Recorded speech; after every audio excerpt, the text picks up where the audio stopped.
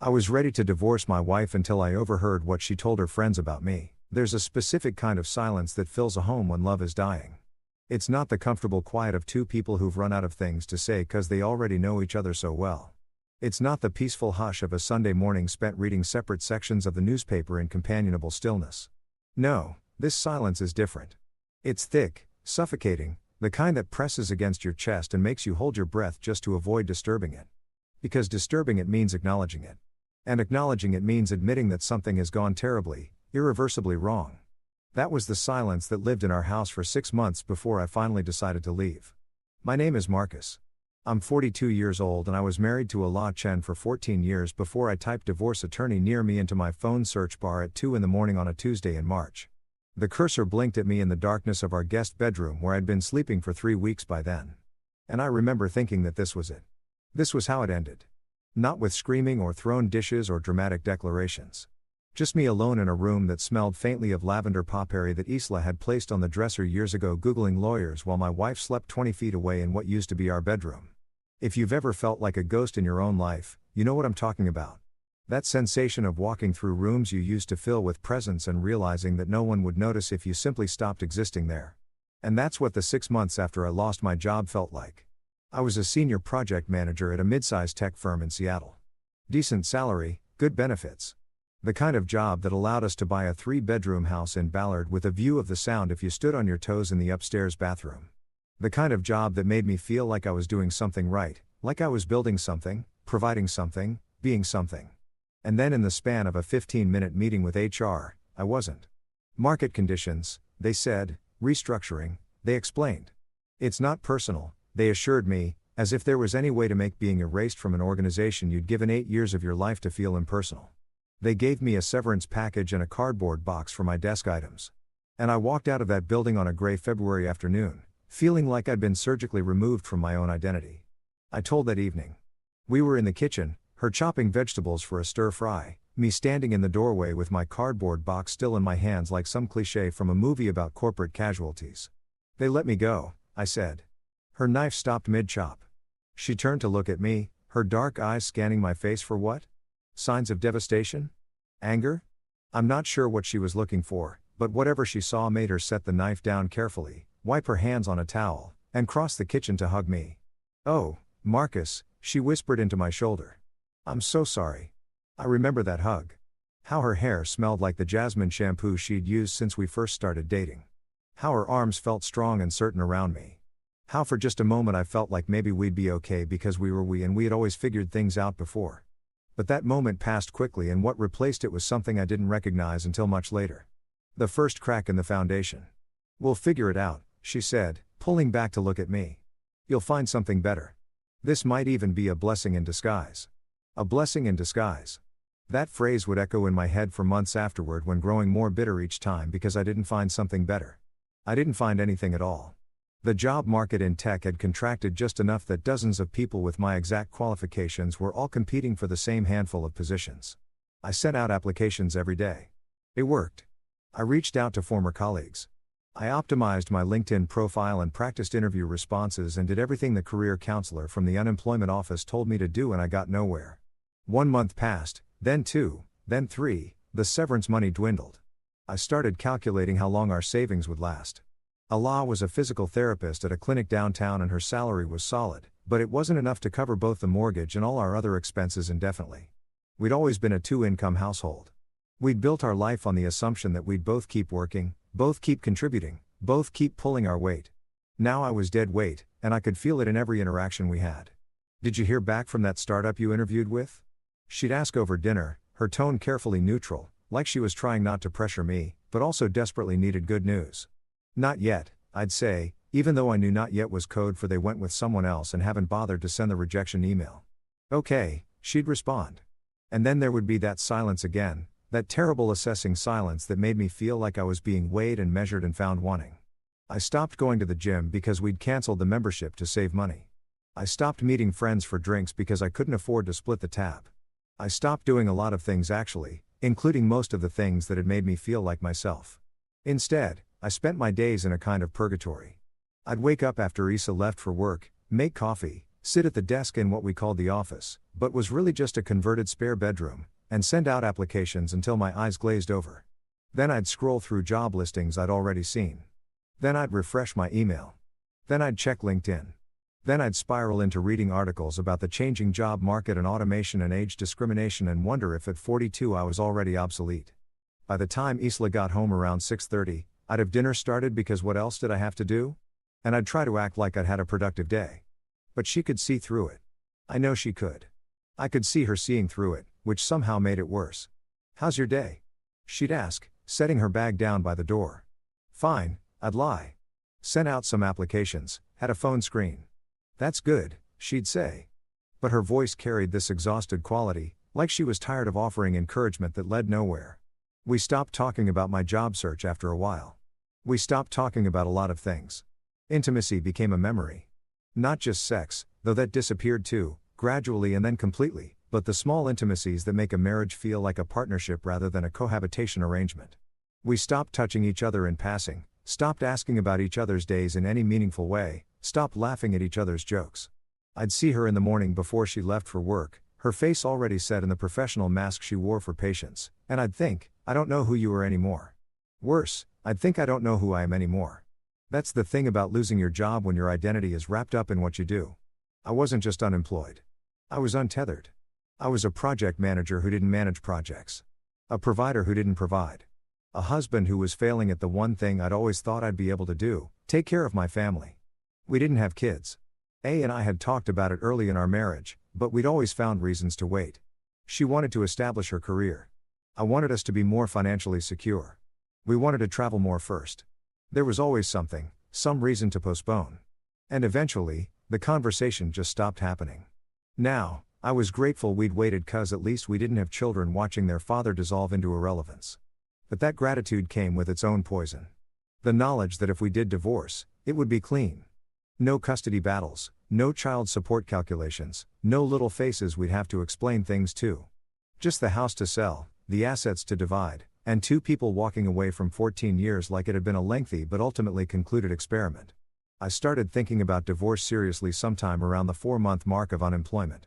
Not because of any single incident, not because we fought.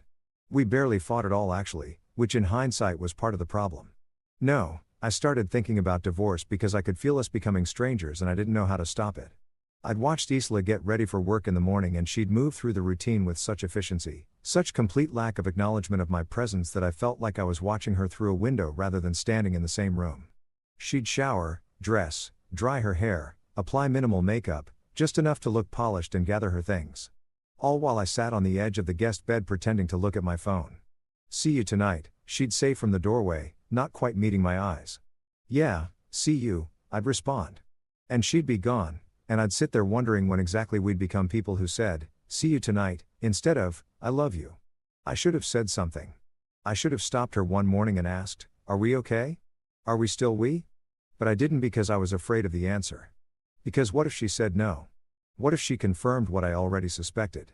That she was staying out of obligation, out of some sense of loyalty to vows we'd made 14 years ago when we were different people who couldn't have imagined this version of us. So instead, I let the silence grow and I started noticing things. Small things at first. The way she'd take her phone into the bathroom when she showered, which she'd never done before. The way she'd tilt the screen away from me if I walked past while she was texting. The way she started working late more often.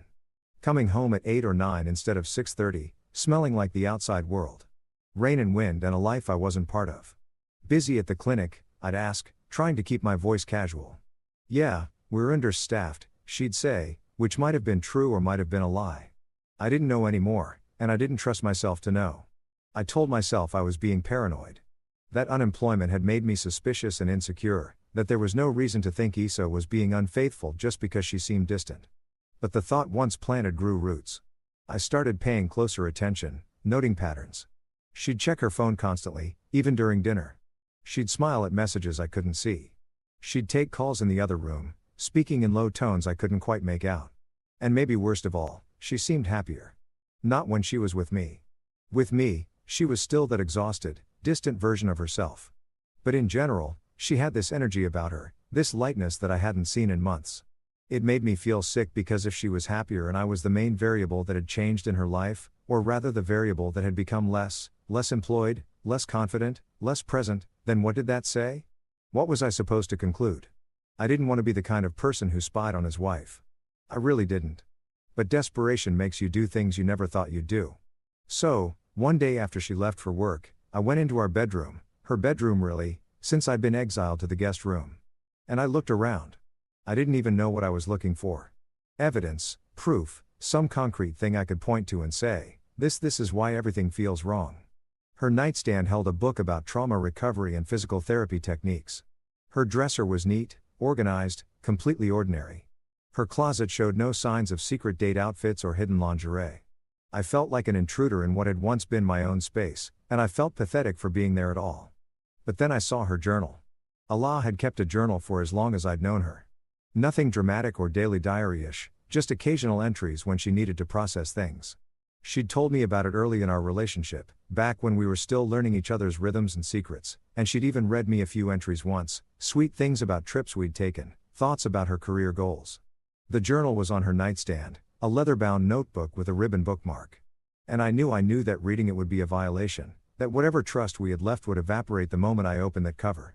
But I picked it up anyway, my hands shaking slightly, and I told myself, I just checked the most recent entry just to see, just to know. I opened to the marked page and started reading. The entry was dated 3 days ago.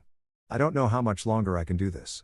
Every day feels like pretending, like I'm playing the role of a supportive wife, when really I just feel empty. Marcus won't even look at me anymore. He won't talk to me. I really talk. I mean, not just the surface level exchanges about groceries or bills. It's like he's already left, even though I'm like he's still here physically. And I'm trying so hard to be patient, to give him space to figure things out. But I'm drowning, too. I'm drowning in the silence we've created. And I don't know how to break it without breaking everything else. I stopped reading. My hands were shaking harder now. And I felt like I was going to be sick. She wasn't having an affair. She was just hurting. Hurting in the same way I was hurting maybe, but from a different angle. And I'd been so wrapped up in my own pain, my own sense of failure that I hadn't even considered that she might be struggling, too. I put the journal back exactly where I'd found it. And I left the room feeling worse than when I'd entered. Because now I had confirmation that I wasn't just imagining the distance between us. It was real. We were both drowning, both pretending, both trapped in this terrible cycle of silence and assumption.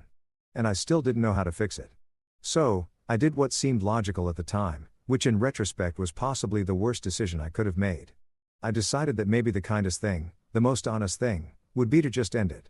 To stop dragging out this painful dissolution and give us both permission to start over. I found a family law attorney with good reviews and scheduled a consultation. I didn't tell Allah. I told myself I was just exploring options, but I knew I was lying to myself.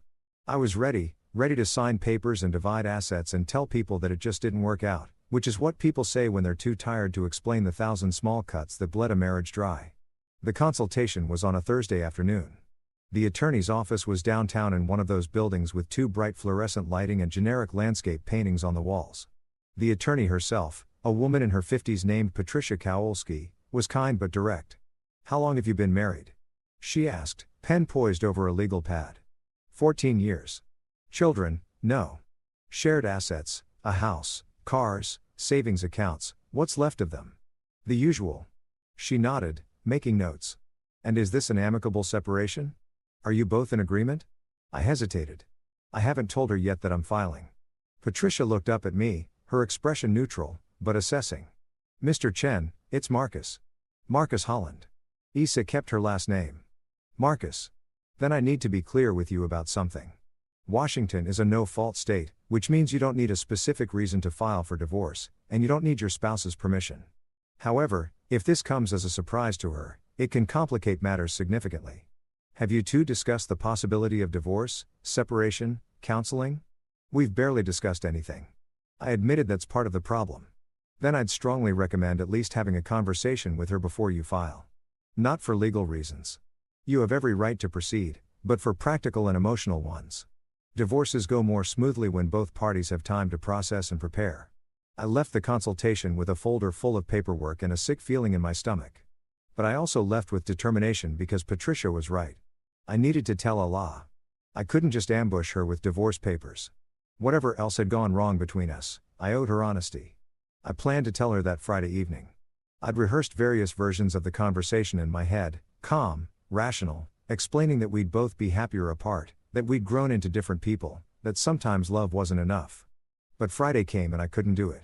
She came home exhausted from a long week. And I looked at her, really looked at her, maybe for the first time in months, and I saw the weight she was carrying. The tiredness in her eyes, the tension in her shoulders, and I chickened out.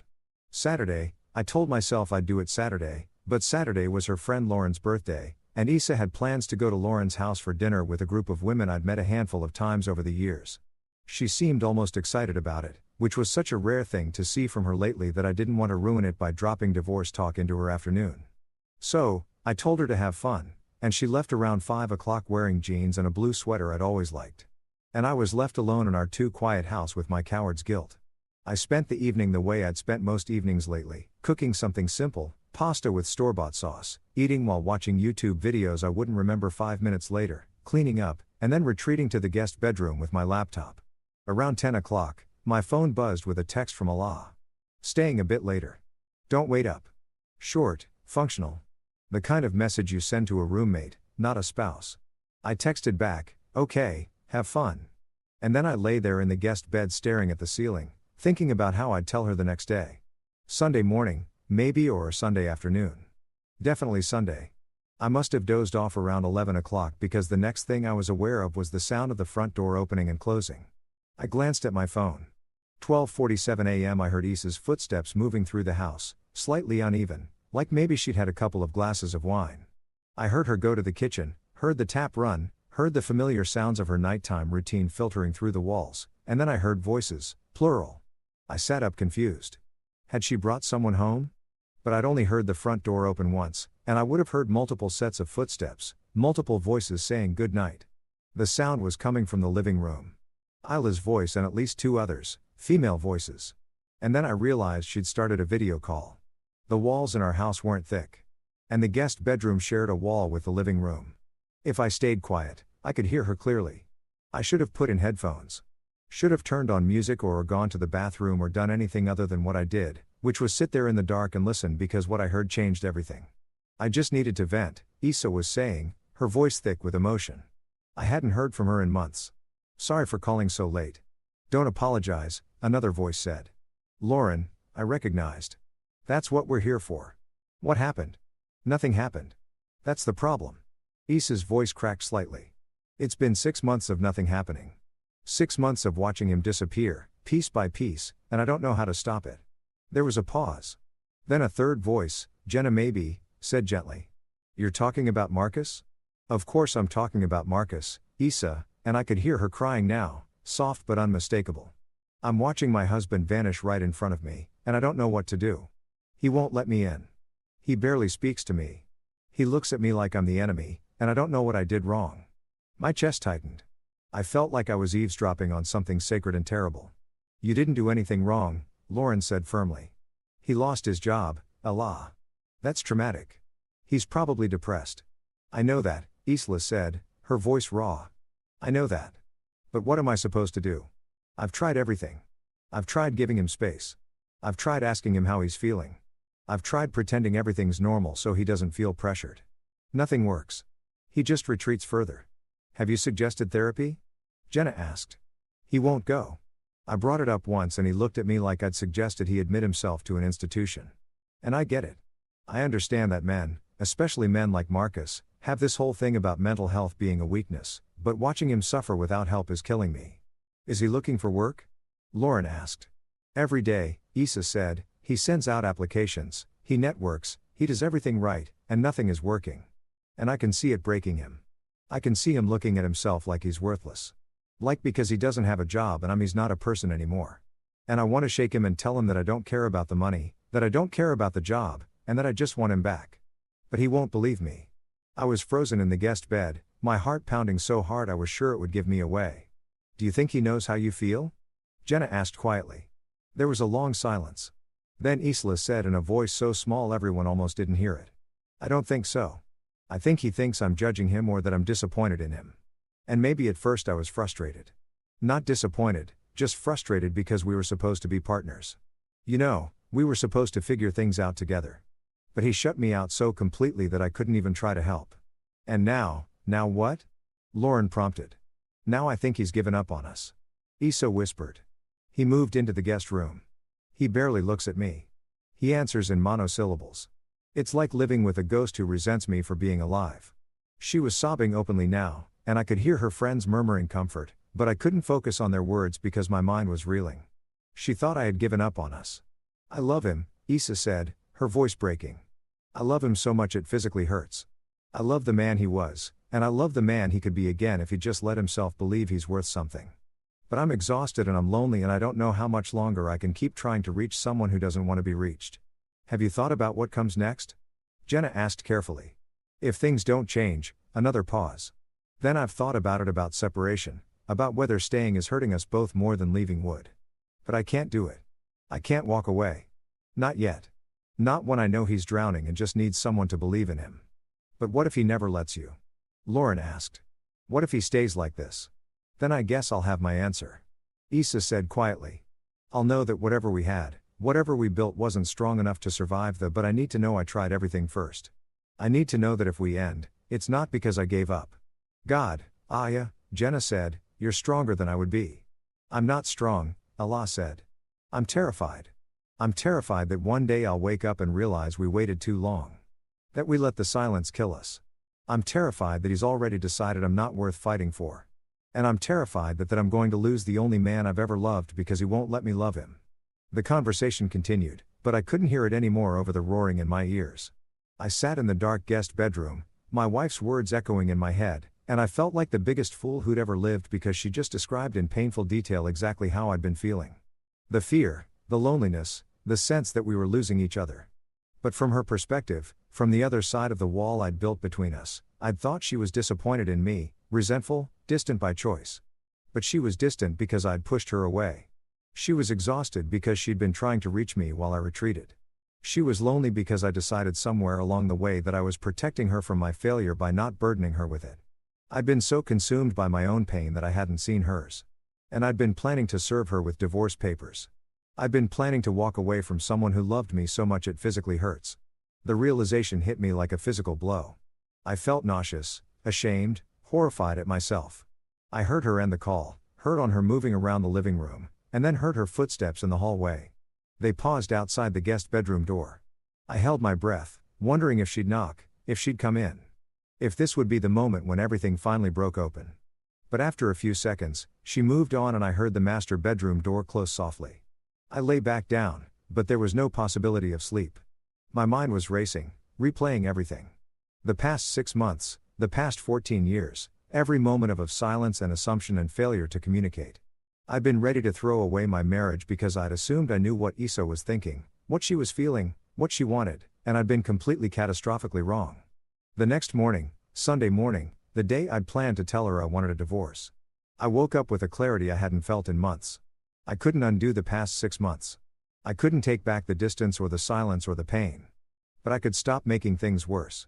I could stop assuming. I could stop retreating. I could start fighting for us. I found her in the kitchen making coffee, still in her pajamas. Her eyes were slightly red, and I wondered how much sleep she'd gotten. Probably not much more than me. Allah, I said from the doorway. She turned, surprise, flickering across her face. We hadn't had a real conversation in weeks. Hadn't sought each other out. This break-in pattern seemed to startle her. Yeah, she said carefully. Can we talk? Something shifted in her expression. Hope maybe mixed with weariness. Okay. We sat at the kitchen table, the same table where we'd had hundreds of meals and conversations over the years. And for a moment, neither of us spoke. Then I said, I've been a terrible husband. She started to protest, but I held up my hand. Let me finish, please. I've been terrible because I shut you out. Because I decided that my failure was something I had to carry alone. And in doing that, I made you feel like I didn't need you, like I didn't want you. And that wasn't true. It was never true. Her eyes were wide, fixed on me with an intensity I hadn't seen in months. I lost my job, I continued, my voice rough. And somewhere along the way, I lost myself, too. I let what I do become who I am. And when I didn't have that anymore, I didn't know how to be anything, especially not a husband. Especially not your husband because you deserve someone who has their life together and I felt like I was failing at everything. Marcus, I heard you last night, I said quickly before I could lose my nerve on the video call with Lauren and Jenna. I wasn't trying to eavesdrop, but I heard you and I heard what you said about us, about me, and I need you to know something. I took a shaky breath. I was planning to ask for a divorce, I said. I had a consultation with an attorney. I was going to tell you yesterday, but I chickened out and then I heard you last night and I realized I'd been about to make the biggest mistake of my life. Issa's face went pale. What? I thought you wanted out, I said. I thought you were staying out of obligation. I thought I was doing you a favor by letting you go, but I was wrong. And I'm sorry. I'm so sorry. She was crying now, tears streaming down her face, and I reached across the table to take her hands. She didn't pull away. I love you, I said, and my own voice was breaking. I love you. And I've been treating you like the enemy when you're the only person I've ever wanted on my side. And I don't know how to fix what I broke, but I want to try. If you'll let me, if it's not too late. For a long moment, she just looked at me, tears falling, and I braced myself for her to say it was too late, that I'd hurt her too badly, that she was done trying. But then she squeezed my hands and said, "It's not too late. God, Marcus, it's not too late." And then we were both crying, both holding on to each other's hands like lifelines. Both finally being honest. I didn't know what to do, she said through tears. I didn't know how to help you without making things worse. You seemed so angry all the time or so sad, and I didn't know if you wanted space or comfort or what. And I was trying so hard to be supportive without being pushy. And I think I just ended up being distant instead. You weren't distant, I said. I was. I pushed you away because I was ashamed. Because I felt like I wasn't enough anymore. You've always been enough, she said fiercely. With or without a job, with or without money, you're enough, Marcus. You're everything. We talked for 2 hours that morning. Really talked, maybe for the first time in half a year. We said things we should have said months ago. We admitted fears and resentments and pain we'd been carrying silently. We cried and apologized and started slowly to rebuild the bridge between us. It wasn't a magic fix. That conversation didn't suddenly make everything perfect, but it was a beginning. The weeks that followed were hard in different ways. I made an appointment with a therapist, something I'd been resistant to because of exactly the toxic masculinity Allah had described to her friends. But I went and I started unpacking the way I'd tied my self-worth to my career. The depression I'd been sliding into, the fear that had been driving all my worst decisions. Issa and I started couples counseling, too. We needed help navigating the damage we'd done, and we needed tools for communicating better. Our counselor, a woman named Dr. Sarah Chen, no relation to Issa, though they joked about it, was patient and insightful. You're both grieving, she told us in one of our early sessions. You're grieving the life you thought you'd have, the stability you thought you'd built, and you've been grieving separately, which made you feel alone even though you were together. She was right.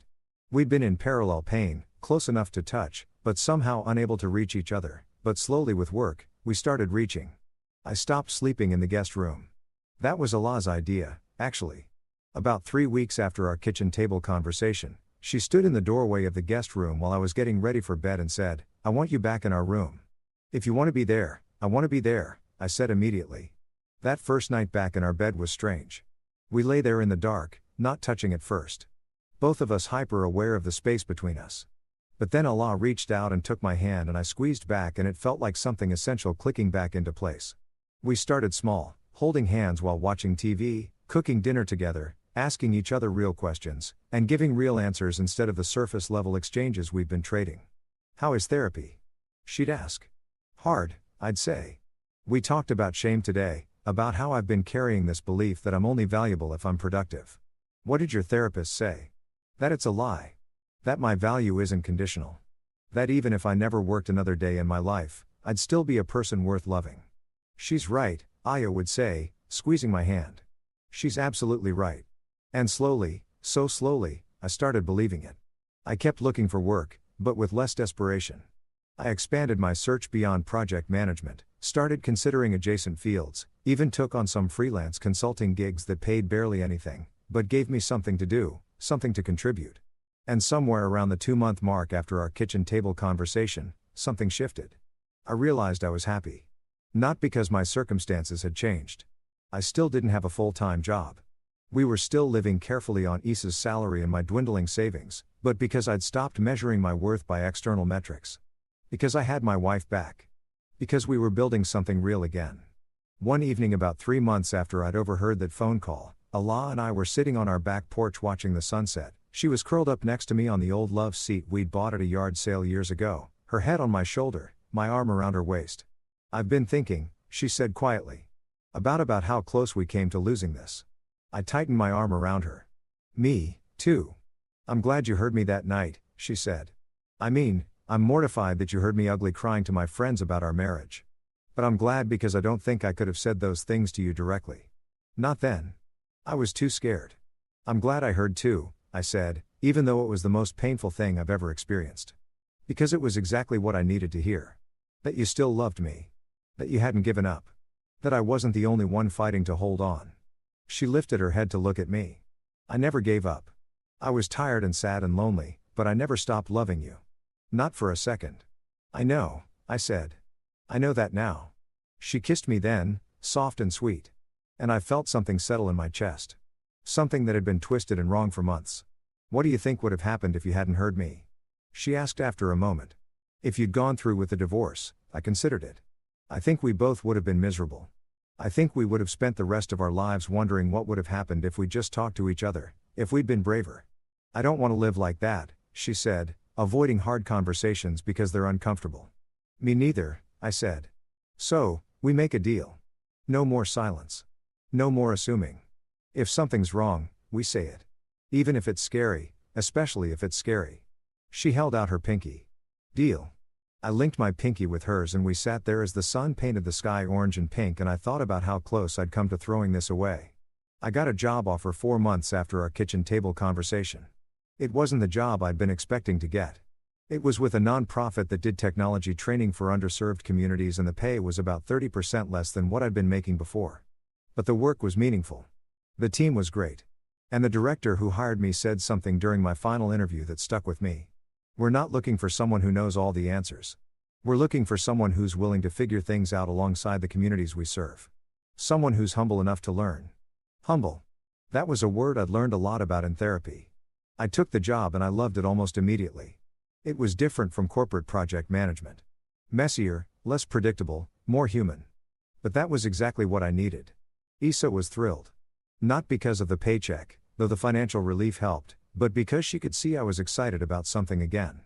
"You seem like yourself," she told me one evening after I'd come home energized from a particularly good day at work. "I feel like myself," I said. "Better than myself, maybe. Like a version of me that's learned some things." "What kinds of things?" "That my value isn't about what I produce. That asking for help isn't weakness.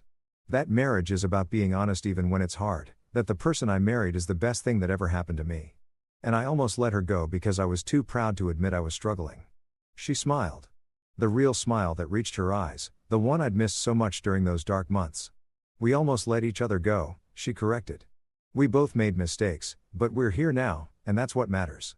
We celebrated 1 year of recommitment, our term for the anniversary of our kitchen table conversation, by going back to the restaurant where we'd had our first date 14 years earlier. It was a small Italian place in Fremont, family-owned, with red checkered tablecloths and candles and wine bottles. "Do you remember what we talked about?" Allah asked over pasta. "On our first date?" "Vaguely, I remember being terrified you were out of my league," she laughed. "You were sweet. You asked me about my work and you actually listened. Most guys I dated just wanted to talk about themselves. And now you're stuck with a guy who talks about himself too much in therapy." Joe, and I'm not stuck," she said, reaching across the table to take my hand on. "I'm exactly where I want to be." We'd rebuilt something stronger than what we'd had before, I realized. Not because the foundation had been weak, but because we'd learned how to repair it together. We'd learned that silence was poison. That assumptions were dangerous. That vulnerability was strength. And we'd learned that marriage isn't about never struggling. It's about choosing to struggle together. There's a specific kind of silence that fills a home when love is healing. It's not the suffocating quiet of pain unspoken.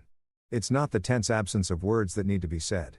It's the comfortable silence of two people who've run out of urgent things to say because they've already said the important things. The peaceful quiet of a Sunday morning spent reading separate sections of the newspaper in companionable stillness, knowing that if either person needs to speak, the other will listen. That's the silence that lives in our house now. I'm sitting in what used to be the guest bedroom, but is now my actual office. Helped me set it up properly with a real desk and good lighting and plants on the windowsill. I can hear her in the living room talking to a patient on the phone, giving guidance about exercises and recovery timelines in that calm, professional voice she uses. And I feel grateful. Grateful that I heard her that night. Grateful that I was brave enough to change course. Grateful that she was willing to rebuild with me. I still think about those divorce papers sometimes, about how close I came to signing them, about what my life would look like now if I had empty probably or filled with regrets I'd never quite be able to name on. But I didn't sign them. I tore them up the morning after our kitchen table conversation, standing over the recycling bin, ripping them into small pieces like I could physically destroy the future they represented. Issa found me doing it. "What was that?" she asked. "A mistake," I said. "A big one that I'm not making." She kissed my cheek and squeezed my shoulder, and that was all the acknowledgement either of us needed. We tell our story sometimes when friends are struggling, when someone mentions feeling distant from their partner or lost in their own life or hopeless about their relationship. We tell them about the silence that almost killed us. About the assumptions that nearly destroyed us, about the phone call that saved us. Communication. Issa always says that's the whole thing. Not just talking, but really communicating, saying the scary things, admitting the hard things. And listening, I add, actually listening, not just waiting for your turn to talk. Sometimes people thank us for sharing. Sometimes they look uncomfortable, like we've shown them too much. But I don't regret being honest about how close we came to the edge. 'Cause if our story helps even one couple step back from their own edge, it's worth the vulnerability. Last month, on a rainy Tuesday evening, Isla came home from work and found me in the kitchen making dinner. Chicken stir-fry, one of our standards. She wrapped her arms around me from behind and rested her cheek against my back. "I love you," she said, not in response to anything I'd said or done. Not prompted by an occasion or anniversary, just because. "I love you, too," I said, turning in her arms to face her. "More than anything, more than having a job," she teased. "Way more than having a job," I said. "Seriously, the job is great. But you're everything." She kissed me soft and lingering. And I thought about how different this moment was from the ones we'd had a year and a half ago when every interaction felt fraught and loaded and wrong. "What made you want to tell me that?" I asked. "That I love you." "I mean," she shrugged. "I was just thinking about us, about how we almost lost each other, and I wanted to make sure you knew." "I know," I said. "I always know now." "Good," she said. "Don't forget." "I won't. I promise never again." And I meant it.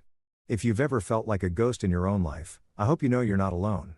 I hope you know that the silence isn't permanent, that the distance can be crossed, that the assumptions can be challenged. I hope you know that sometimes the scariest thing being honest about pain, about failure, about fear is also the most necessary thing. I hope you find the courage I almost didn't have to speak, to listen, to stay, to fight. Because marriage isn't about being perfect. It's not about never struggling or never doubting or never making mistakes. It's about choosing every day to show up, to be honest, to love someone even when, especially when it's hard. Issa and I aren't perfect. We still have hard days. We still disagree. We still have to work at keeping the lines of communication open.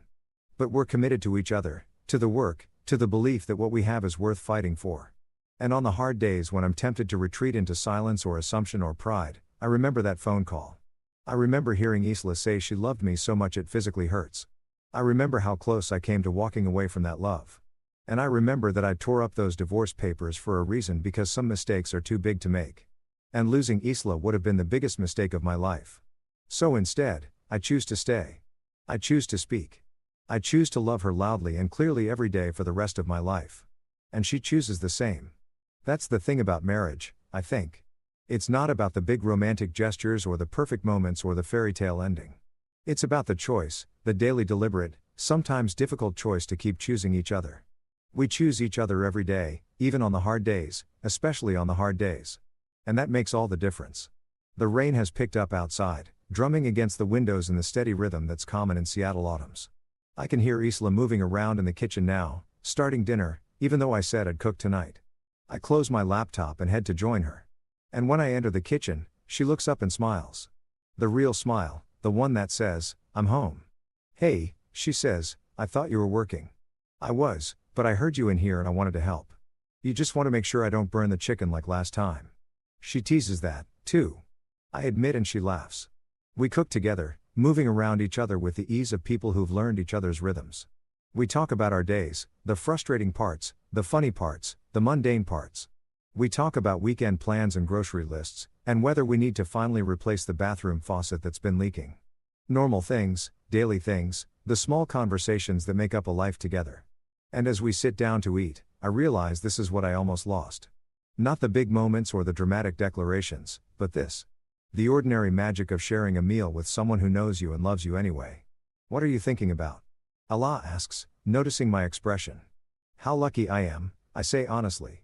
Sap, she says, but she's smiling. Your sap, I counter. My sap, she agrees. We eat in comfortable silence for a while and then Issa says, I saw Lauren today. She asked about us. Yeah. What did you tell her? That we're good. Really good. That the work was worth it. And what did I say? It is.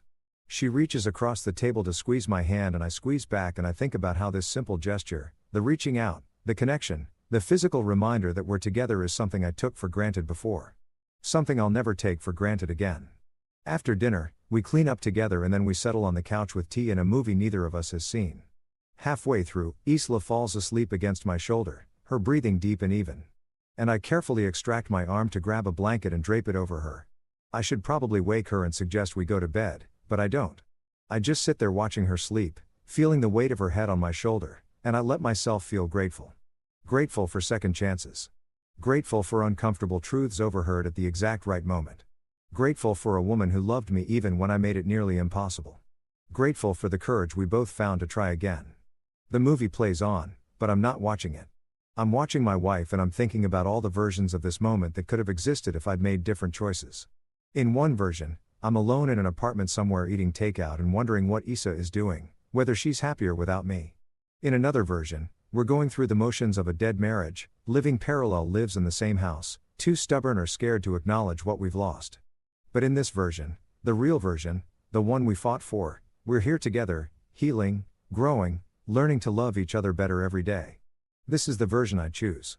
This is the version we choose. The movie ends when and I gently wake Isla. Hey, sleepyhead. Let's get you to bed. She blinks at me, disoriented. I fell asleep about an hour ago. Why didn't you wake me? You looked peaceful, I say. And I liked sitting with you. She smiles, still half asleep, and takes my hand as we head to the bedroom. We go through our nighttime routine, brushing teeth, changing into pajamas, setting alarms with the kind of coordination that comes from years of practice.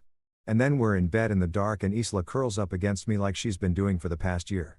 And I wrap my arm around her and I think this is everything. Marcus, she murmurs. Yeah. Thank you for what? For staying, for fighting, for loving me enough to tear up those papers. I kiss the top of her head. Thank you for giving me a reason to always, she whispers. And as we drift off to sleep, I make a silent promise to the universe, to Allah, to myself. I will never take this for granted again. I will never let silence replace honesty. I will never assume I know what she's thinking instead of asking. I will never retreat when things get hard. I will show up. I will be present. I will love her out loud every day for the rest of my life. Because that's what marriage is. Not the absence of struggle, but the presence of commitment. Not the lack of problems, but the willingness to face them together. Not perfection. Just persistence and love. So much love. 1 year later, I'm standing in our kitchen on a Sunday morning making pancakes while Isla sits at the table reading something on her tablet. Sun streams through the windows catching the dust motes floating in the air. And the whole scene is so simple and beautiful that I have to pause and just take it in. What? Issa asks, noticing my stare. Nothing, I say. Just this us. How good it is. She sets down her tablet and comes over to wrap her arms around me from behind.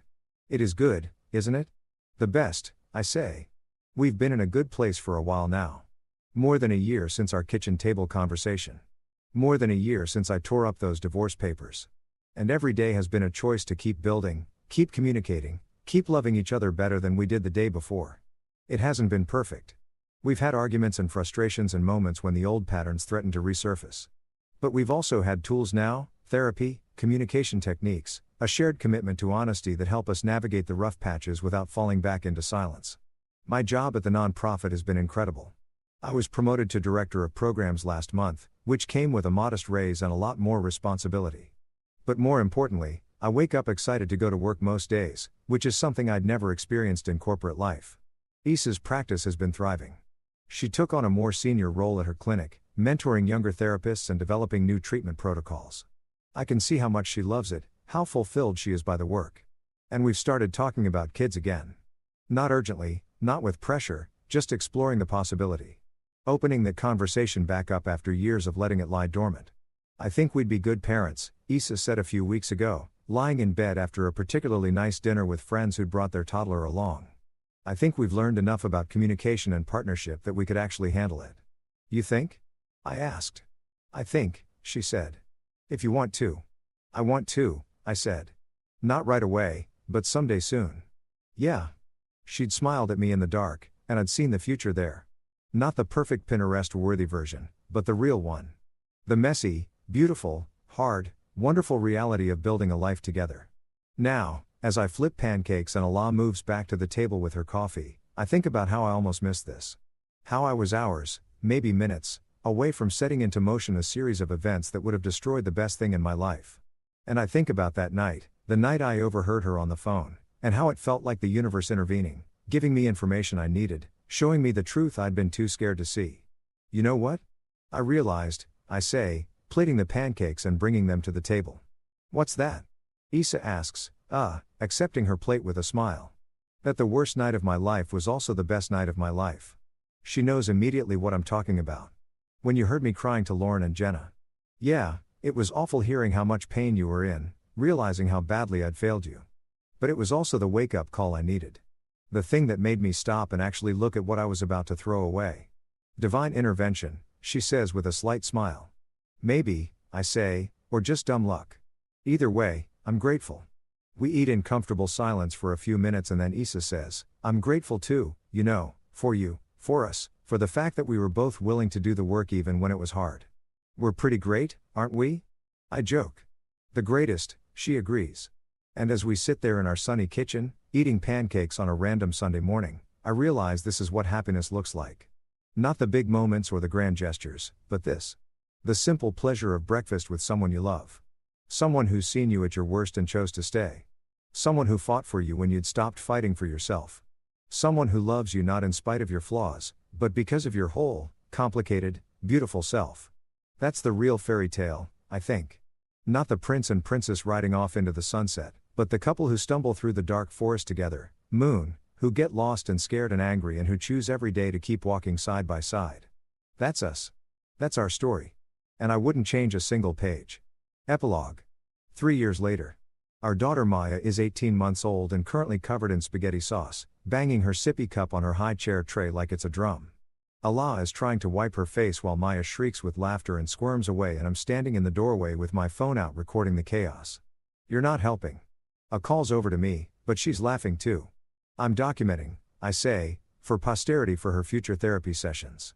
Our daughter's going to need therapy because of the spaghetti incident? Aya asks, finally succeeding in wiping most of the sauce off Ma's face. Among other things, I joke, and Isla throws the washcloth at me. I catch it and come over to help extract Mia from the high chair. She immediately wraps her sauce, sticky hands around my neck, and I don't even care. This is my life now. Covered in various child-related substances, exhausted in ways I didn't know were possible, and happier than I've ever been. After we get Maya cleaned up and settled in the living room with her blocks, Issa and I collapsed on the couch together. It's barely 7:30 p.m. and we're both already counting down to bedtime. Remember when we thought we were tired before we had a kid? Ula says, I remember thinking I understood what tired meant, I say.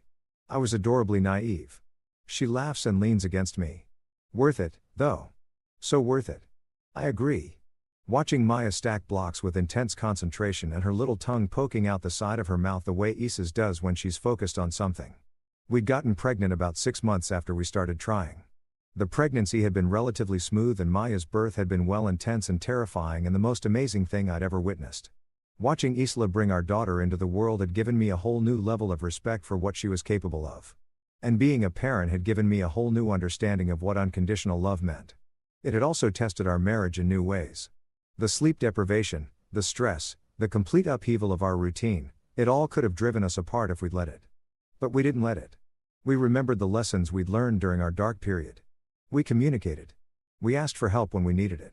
We made time for each other even when time felt impossible to find. We were honest about the hard parts and celebrated the good parts and reminded each other on the really tough days that we were a team. I was thinking, Issa says now while watching Maya play, about how different things could have been, different how if we'd divorced, if you'd actually gone through with it, we wouldn't have this. She gestures around at our house, at our daughter, at the life we've built. We wouldn't have her. The thought sends a chill through me. I don't like to think about that alternate timeline. Me neither, she says. But sometimes I do, and it makes me so grateful that you heard me that night, that you chose to stay. We chose, I correct. Both of us. Both of us, she agrees. Maya toddles over then, holding out a block to me. Duh, she says, because that's one of her 5 current words, along with mama, no, more, and oh. I take the block solemnly. Thank you, Maya. This is a beautiful block. She beams at me and toddles away to get another one. And Allah says quietly, you're a good dad. You're a good mom. I count her. We're pretty good at this whole family thing, she says. And we are not perfect. We mess up plenty. We're learning as we go. We're exhausted all the time, but we're good. We're solid. We're together. That night, after Maya is finally asleep, after 3 stories, 2 songs, and 1 minor meltdown about not wanting to put on pajamas, Allah and I have what we've started calling sacred couch time. 30 minutes of just sitting together before we're both too tired to function. I love our life, Allah says, her head on my shoulder. Me, too, I say. Even the exhausting parts. Especially the exhausting parts, she says. Because it means we're building something real. I think about that, about how we've built a life from almost ruins. How we've created a family from the ashes of a marriage that nearly ended. How we've turned pain into strength and silence into communication and fear into love. Do you ever miss how things were before? I ask. When we could sleep in and be spontaneous and weren't constantly covered in various baby fluids. Sometimes, she admits. But then I think about what we have now and there's no competition. This is better. This is everything I wanted, even if I didn't know I wanted it. Yeah, I say. Same. We sit in comfortable silence for a while. And then Allah says, you know what I think about sometimes? What? That phone call with Lauren and Jenna. How you could have just not listened or listened and not changed your mind. How there were so many points where this could have gone differently. Sliding doors, I say, referencing the movie we watched once about parallel timelines. Exactly. In one version, we're divorced right now. Maybe remarried to other people. Maybe miserable and wondering what went wrong. And in this version, we're here with Maya with each other building this beautiful, complicated life together. I like this version, I say. Me, too. She says, I really like this version. Later, lying in bed, I think about what she said, about the different timelines, the different choices, the moment when everything could have shattered, but somehow miraculously held together. And I think about all the people out there who are where we were, standing on the edge of giving up, convinced that their partner has stopped loving them, too proud or scared or hurt to just ask. I think about the silence that's killing marriages all over the world every day. And I hope they find their moment, their kitchen table conversation, their wake-up call. I hope they choose to stay, to fight, to love loudly. Because marriage is hard, partnership is hard. Life is hard. But it's so much easier when you do it together. When you choose honesty over assumption, when you choose vulnerability over pride, when you choose love again and again, even when it's difficult, especially when it's difficult. That's the secret. I think the thing nobody tells you about marriage. It's not about finding the perfect person or having the perfect relationship or never struggling. It's about finding someone worth struggling with. Someone worth fighting for. Someone you choose over and over in 1,000 small ways every day. Issa stirs beside me and I pull her closer and she murmurs something in her sleep that sounds like my name. And I think this is what I almost lost. But I didn't lose it. We saved it together. And that makes all the difference. If you're reading this and you recognize yourself in our story, if you're living in that terrible silence, if you're considering walking away, if you've convinced yourself that your partner doesn't love you anymore, I want to tell you something. Ask. Just ask. Have the scary conversation. Say the hard things. Be vulnerable enough to admit you're hurting. Because you might be surprised by what you hear. You might find out that the person you thought had given up is actually just waiting for permission to try again. You might discover that the distance you've been feeling is mutual and that you're both desperate to close it, but neither of you knows how. You might save something you didn't realize could still be saved. Or you might find out that it really is over, that you've grown into different people who want different things, and that's painful, but at least it's honest. But either way, you'll know. You'll have tried. You won't spend the rest of your life wondering what would have happened if you'd just been brave enough to speak. Issa and I got lucky. We got a second chance, courtesy of a conversation I was never meant to hear. But you don't need to rely on luck or eavesdropping. You can create your own second chance. You can tear up your own metaphorical divorce papers. You can choose to stay, to fight, to love. All you have to do is speak and listen and believe that what you have, what you built together is worth fighting for because it probably is. It probably, really, really is. Final reflection. It's Sunday morning again. Years removed from that other Sunday morning when I almost told Allah I wanted a divorce. The sun is streaming through the same kitchen windows, but everything else is different. Better. Mia is at the table with us now, eating pancakes with slightly better coordination than when she was 18 months old, though she's still managing to get syrup in her hair. Isa is telling her a story about a brave little girl who goes on an adventure, and Maya is listening with wide eyes, occasionally interjecting with, "And then what?" I'm watching them, my wife and my daughter, and I'm thinking about choices. About the choice I almost made to walk away.